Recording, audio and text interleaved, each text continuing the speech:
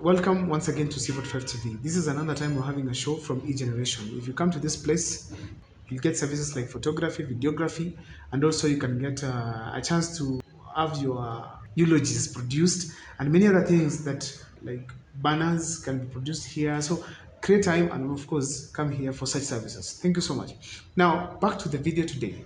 Today I want to talk about the maandamano that is expected to start on Tuesday. 2nd May 2023. This is what I want to say. Raila's strategies have been the same but very unique. I don't know exactly this guy how unique he is. I can't explain, but he's very unique in his organizations. Can bring the same thing but in a new way. That is what he does.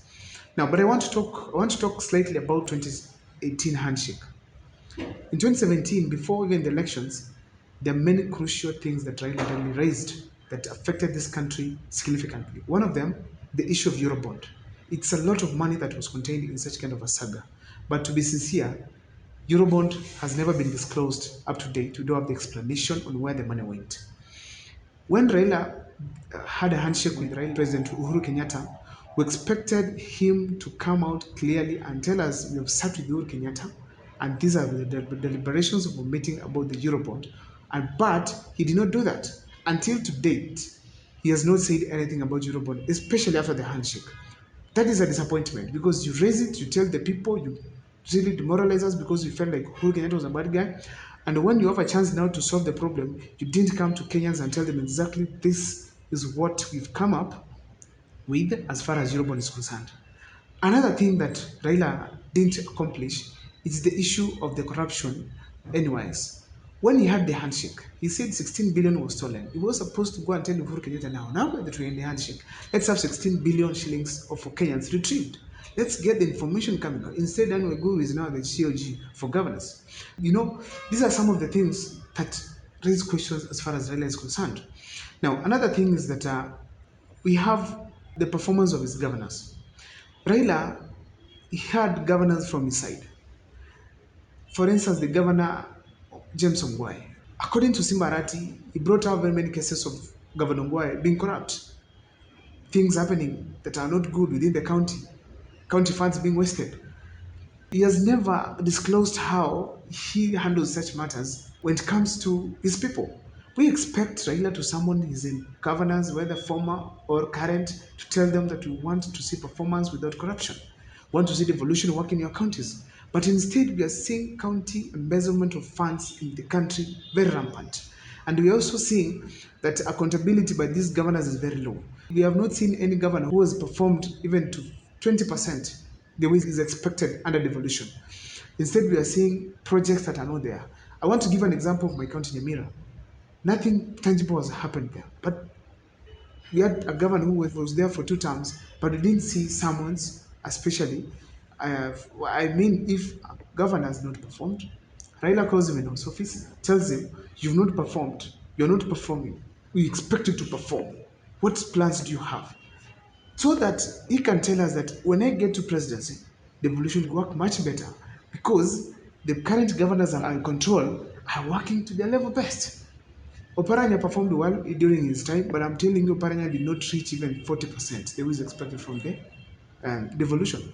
Because if every governor in Kenya performed at least 50%, this Kenya could be another country. The Malaysia could be seeing it like this. Those are some of the crucial things that Raila must tell his people before the maandamano. Because we feel like if Raila again to this time again, he gets the government or he gets the handshake or whichever thing that good will happen to him, all these issues that are being raised will be forgotten. We want a scenario where whether there's a handshake or not, the issues that affect the 190 that happened at a certain time are all accounted for. Another thing I want to ask Raila before Mandamano is that he knew very well that Chebukati or even Ruto himself could organize and steal his votes. Why didn't he protect his votes? Because very many Kenyans got out of their homes, went to the queue very early in the morning and voted for him. Whether they won or not, why couldn't he protect his votes?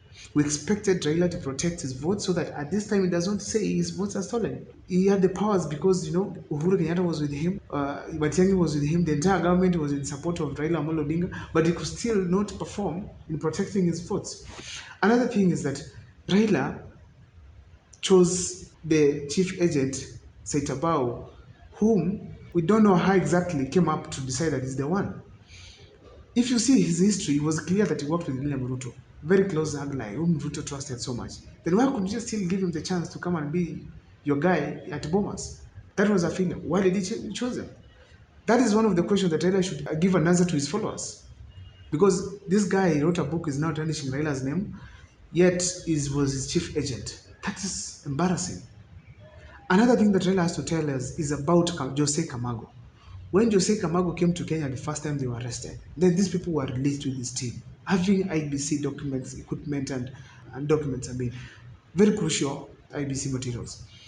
These people were arrested and then later released. After they were released, they went to now, according to what we are seeing from Ella Molo's accusations, that's when they went to work. That is now organizing the stealing of votes and many other things. Why did he allow these people to be free in Kenya and engage in these illegal activities? He had Raila Amolo, he had Uhuru Kenyatta, he had Matiang'i, he had the police now could ask before even the election, like, let this guy be deported or something be happening that can prevent them from engaging in illegal activity in the country. Instead, they were left, they did their malicious stuffs, and then here Raila is asking that, saying that Jose Kamau were involved in illegal activities in the country. These are some of the things that we need answers so that Kenyans do not seem to be like fools, in that you have a narrative, you bring it, you bite, and then it gets lost. Thank you so much for watching. That's my take. If you feel that Raila should answer these questions, comment there and say yes. Thank you so much. My name is Abel Mukwa. Welcome once again to the next video that I'll be doing.